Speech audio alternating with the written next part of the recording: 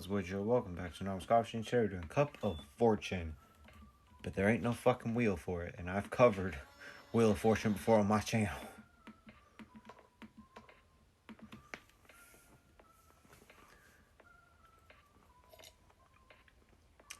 The taste is golden and sweet, but leaves a strange aftertaste, like copper lingering on the edges.